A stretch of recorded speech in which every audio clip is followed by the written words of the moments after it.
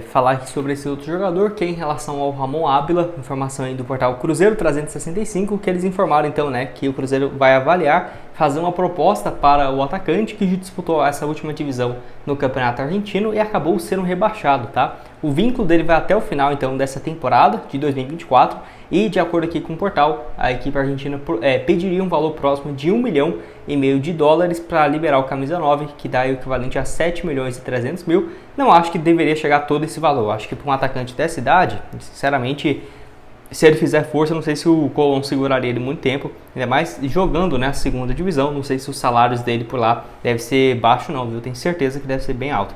Enfim, o Ramon Ábila, que vocês vão lembrar que já teve outras vezes especulado no Cruzeiro, que ele viveu um tempo ruim, de 2021, 2022, um ano e meio basicamente que ele ficou no Boca Juniors até no futebol da MLS, não teve bons números, ó, que eu vou deixar aqui para vocês. 2021 pelo Boca Juniors, 5 gols em 11 jogos, ok? Mas aí ele passa por dois clubes lá dos Estados Unidos, o Minnesota com 10 jogos e 2 gols e o DC United com mais 12 partidas e 3 gols marcados. Mas desde quando ele voltou, né, para o Colón nessa temporada, tem tido na temporada passada, 2022, tem tido bons números, ó. 2022, 13 gols em 45 jogos, em 2023 com 10 gols, 5 assistências em 39 partidas, realmente aí um bom desempenho. É óbvio que não é números tão bons quanto aqueles que ele tinha antes de chegar no Cruzeiro, lá nas temporadas de 2015, 2016, até foi uma pena, né, não ter continuado por mais tempo, muito por conta do Mano Menezes não querer utilizá-lo. Não é à toa que ele saiu, né, porque o Mano Menezes já estava há um bom tempo no clube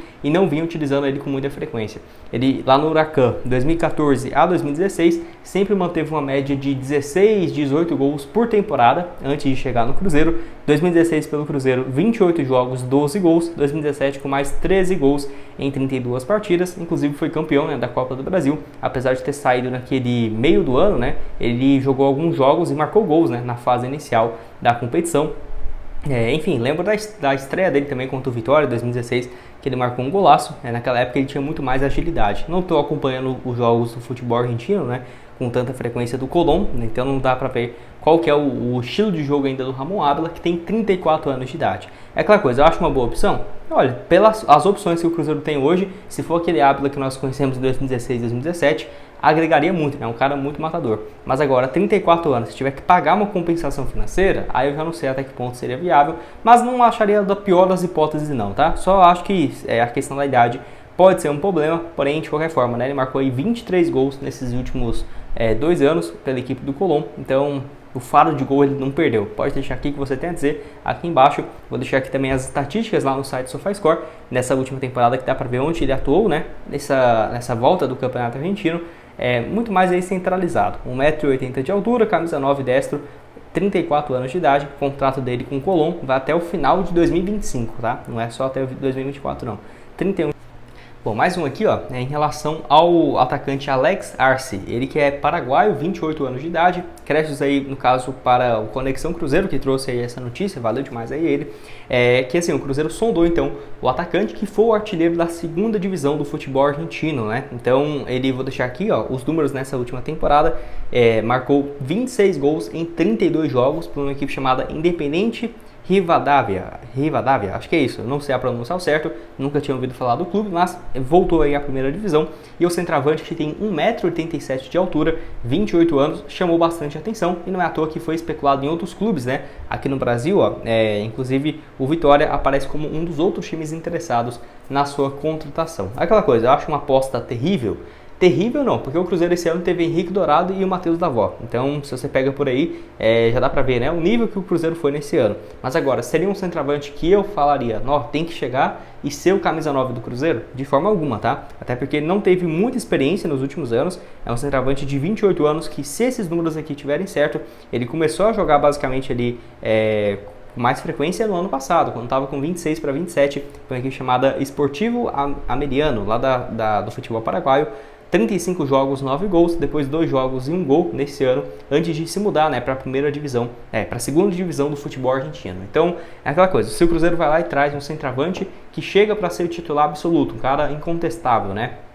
Não sei nem quem eu posso usar aqui de exemplo, mas Ah, cara, tá tão ruim de nome de centroavante que tá complicado. Mas vamos colocar o Ábila. O Ábila foi contratado, beleza. O nome de mais peso, chega para ser titular. E o Arce aqui chega para ser um reserva, né? Não acho que seja uma opção terrível, não. Igual eu falei, é melhor do que o Davó, é melhor do que o Henrique Dourado. E o Cruzeiro não deve ficar com o Gilberto, isso aí tá confirmado. Tem grande chance também do Rafael Elias não continuar no Cruzeiro, de aparecer um empréstimo e tudo mais.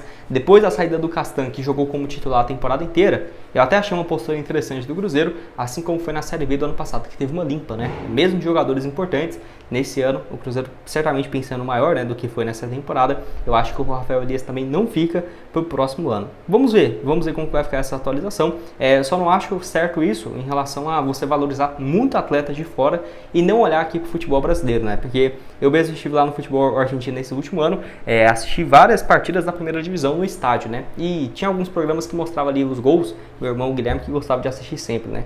Que passava aí na ESPN de madrugada, que eram os gols da segunda divisão. E cara, se você pensa que a segunda divisão aqui do Brasil é ruim, a qualidade dos estádios e tudo mais, tem que ver como que é no futebol argentino. Vai ter algumas exceções sim, né? Igual sempre tem alguns times maiores caindo. Ano passado o Belgrano estava na segunda divisão, com um estádio enorme, torcida gigante. Mas a média é bem baixo, tá? O nível do futebol argentino não é semi-amador, não é isso, mas é bem mais baixo do que é aqui no Brasil. E quando você vê alguns artilheiros da Série B especulados no Cruzeiro, igual ano passado o Gabriel Poveda foi especulado.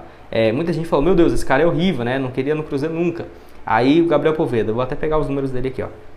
O Arce, só porque é argentino, futebol internacional e de fora, 26 gols. Aí o Poveda, ano passado, pelo Sampaio Corrêa, marcou 26 gols em 52 jogos, contando Série B, que ele foi o artilheiro, e mais estadual. E aí, ele mesmo tendo 26 anos, na época, não era uma boa opção. Aí agora, tendo 26 não, tendo 24, não era uma boa opção. Aí agora surge um outro e seria uma boa alternativa. Eu acho que tem que manter essa congruência, né? Porque senão tudo que é de fora é melhor. Eu não concordo muito com isso não. E quero saber a sua opinião aqui embaixo. Igual eu falei, eu acho que se fosse para ser contratado, uma boa opção para reserva. Mas para chegar e ser o camisa 9 de peso, de forma alguma, né? Até porque ele não teve nenhuma experiência, pelo que eu vi aqui, na primeira divisão, marcando muitos gols.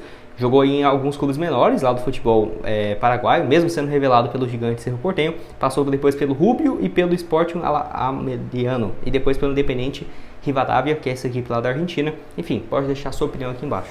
Para terminar aqui com vocês, quero falar sobre essa informação aqui, ó, em relação ao meio campista Rodriguinho, que aliás também para o portal Conexão Cruzeiro, que trouxe essa informação lá no Twitter, e também da rádio Itatiaia, junto com o Emerson e o Guilherme, que trouxeram aí essa informação do atleta de 20 anos de idade, meio campista, que se destacou nesse último ano pelo América. Não é à toa que teve o seu contrato renovado recentemente, se eu não estiver enganado, até o final de 2027, tá? Então o América não tem o risco de perder o jogador que atua como meio ofensivo, pode jogar também como um segundo atacante.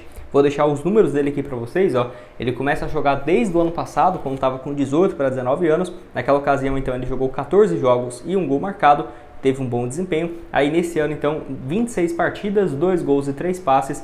Ele começa a temporada como titular, mas como reserva, mas se você for ver aqui até os números, né, dos últimos jogos, o Rodriguinho no Brasileirão, ele jogou boa parte das partidas na condição de titular. Por ele ser muito jovem, né, nem tem uma ideia de quanto que seria o valor de mercado. Os sites que eu uso aqui para ver o valor, né, o Transfermarkt, o SofaScore, não mostram um valor de mercado definido pelo Rodriguinho, mas certamente não seria um valor baixo, até por conta dele estar sendo especulado em alguns times aqui do futebol brasileiro, do futebol europeu, e é um nome que vem se destacando pela equipe sub-20, né, do América há um bom tempo, pelo menos desde 2019, 2020, já é um cara que vem se destacando nas categorias de base, e eu acho que poderia ser uma boa opção. Até muita gente lembrou, né, que o Rodriguinho, né, que jogou no Cruzeiro, ele teve um papel bem parecido, ele é revelado no América, surge muito bem, até foi especulado no Cruzeiro quando ele estava surgindo e voltou anos depois, né? Então mais um Rodriguinho surgindo aí no América, parece ser um bom jogador, 3 gols e 3 assistências pelo América, somando o time profissional até aqui em 40 jogos, então já tem uma certa experiência. O América certamente não vai liberar de graça, até porque tem uma boa situação financeira, né? Mesmo caindo para a Série B, não acho que vai se desfazer dos seus jogadores a preços baixíssimos, muito pelo contrário. E vou deixar aqui também um mapa de movimentação e um pouco mais de informações do atleta, ó. Nessa última edição da Série A, deu para ver que ele jogou assim, apesar de mostrar que ele joga como meio ofensivo, no papel aí dentro de campo, por isso que eu gosto aqui do SofaScore por causa disso, dá para ver que ele joga mais pelo lado direito, né? Como se fosse um ponta direita mesmo. Isso aqui é bem interessante. Além disso, ele tem 20 anos, 1,70 m, ele é destro, pode jogar nessas duas funções ou também centralizado. O último jogo dele foi na última rodada contra o Goiás, nota lá no SofaScore 7.2 nesse jogo, e dá pra ver que ele jogou com uma frequência boa, né, nessa reta final da Série A. Dia 26 contra o Flamengo, dia 29 contra o Palmeiras, dia 3 contra o Bahia e dia 6 contra o Goiás, essa sequência como titular. Na Série A, 20 jogos, 15 como titular, ou seja, mostrando que no Brasileirão ele jogou com muito mais frequência nessa reta final, 2 gols e 3 assistências só na primeira divisão. Então, apesar de olhar esses números aqui e pensar, tem muitos gols ou assistência que ele fez no campeonato estadual, não foi bem assim.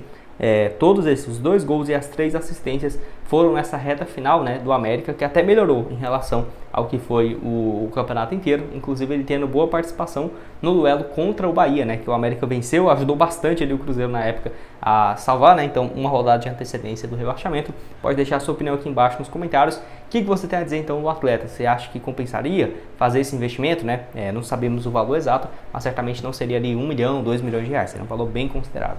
Esse foi o vídeo, espero que tenham gostado. Não esqueça de deixar seu like, também se inscrever em nosso canal. Vou deixar outras sugestões de conteúdos aparecendo aqui na tela final para vocês. E nos vemos aí então mais tarde. Próximo vídeo aí saindo amanhã, né? Sempre por volta de 9h30. E o segundo aí 4h30, 5 horas da tarde.